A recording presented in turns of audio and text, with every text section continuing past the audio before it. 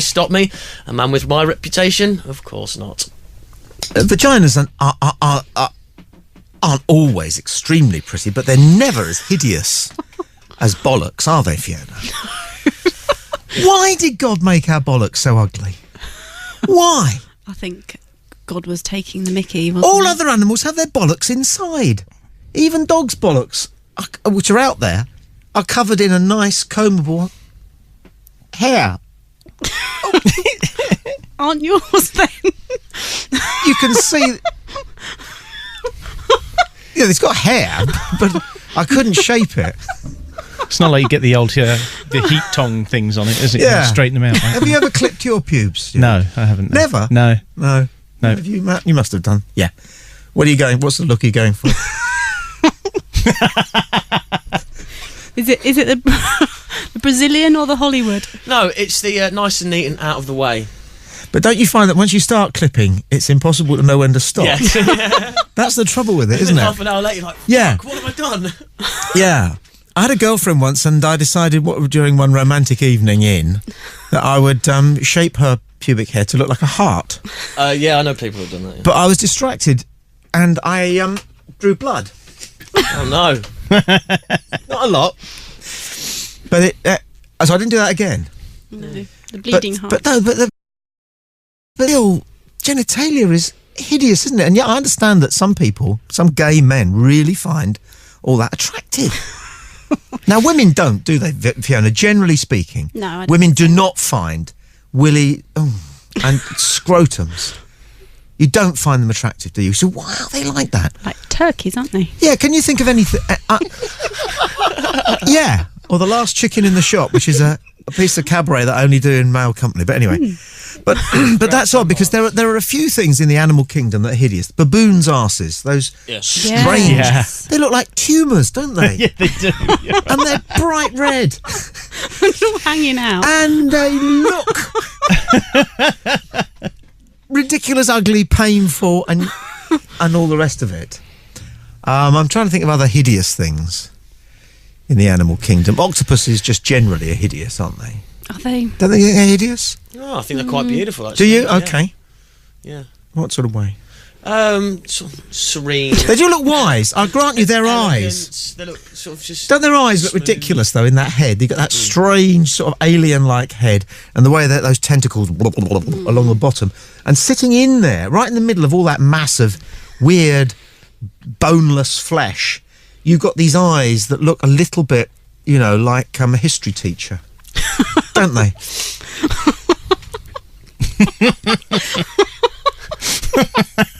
You do that look very well. Peering over the top of your glasses, sort of. Yeah, it is. It's like they've got half-moon glasses on. But all other animals, there's nothing hideous about any of the bird kingdom, is there?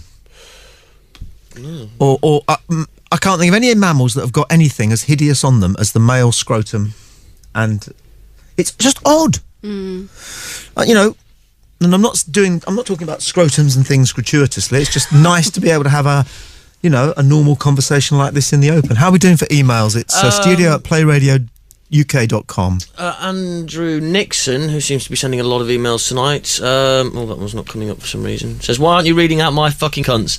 Big long paragraph, blah-de-blah, going on about how much he hates the Tommy Boy Shrine. Okay. You want me to read it? Yeah, go on, just quickly. Why not? Well, you might have to fill for a minute while I find it. Oh, okay. No, I don't fill. I just don't say anything. Okay. There's a guy in a fluorescent in the building.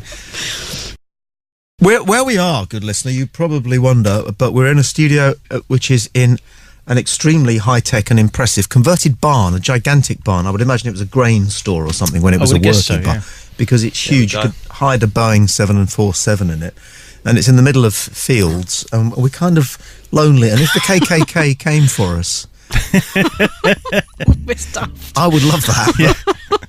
But yeah, we can't run out and jump over a garden fence and hide in somebody's porch, can we? Which is, I gather, the thing to do We could try. If people are after you in an urban area. Matt, what you got?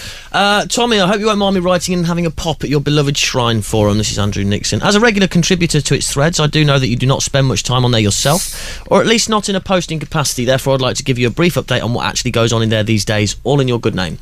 I've got a conspiracy theory that's not been mentioned yet on the webcast. Have you heard the one about how the Shrine Forum admin don't really want outsiders to experience the joys of Boyd's banter, preferring to shield their spiritual leader from all connection with anyone not accepted into their precious little clique, and who, despite their avowed leaders, well-respected, forward-thinking mind and adventurous nature, Jesus, are afraid to let a little bit of dissent be seen on their message board, lest it reflect on the pathetically immature way they run this creche, geared for fellow explorers of the arts, of banality and mundane, safe subject matter.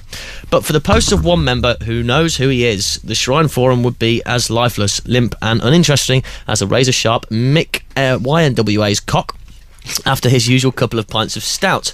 Approximately 10 people regularly post on there with material ranging from the completely inane to the slightly less inane, and with the odd smattering of quality creeping in. Cheers, happy tree brackets.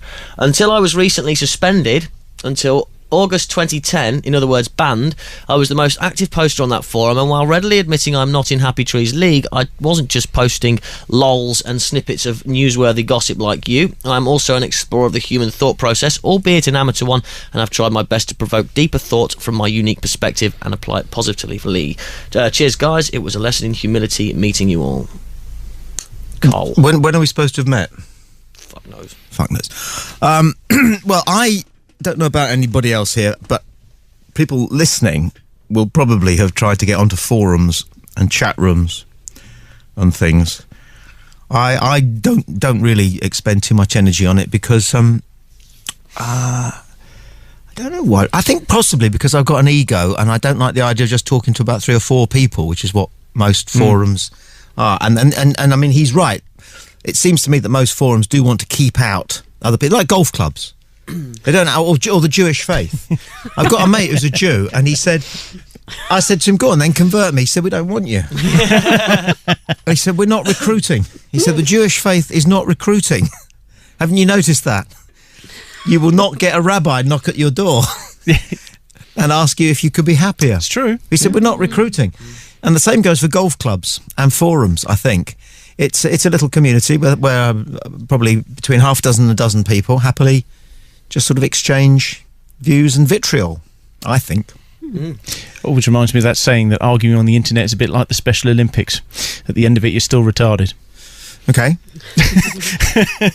I started a thread on one of the Star Trek sites suggesting that the Ku Klux Klan may have managed to get some of their motifs included in the early episodes of Star Trek. That's all, and I do believe that's the case. I actually do. And no harm was done. They just managed to squeeze them on there. I think possibly Gene Roddenberry or somebody else who made Star Trek was a Freemason, because there was a lot of Freemasonry around in the 60s in this country. Yep. And certainly in the United States. And the Ku Klux Klan was kind of like associated with Freemasonry. So I think the Freemasons had a hand in most of what was going on in Hollywood. And that meant that the Ku Klux Klan had a bit of a hand in everything that was going on in Hollywood. Anyway, I put this on the website and bang, it went off. Everybody was tearing the living daylights out of me. Then I mentioned that I was a journalist and I got banned. I just, you know. And it doesn't bother me because, as Nigel Dempster said, you know, I mean, being thrown out of a forum is rather like being banned from Woolworths. It's very true. Isn't it? Let's take a call. It's 01243 55 60 60. Hello. You know, you mentioned the Jewish faith and golf clubs. Yes. Well, back in the 60s in Essex, East London / Essex borders, there's a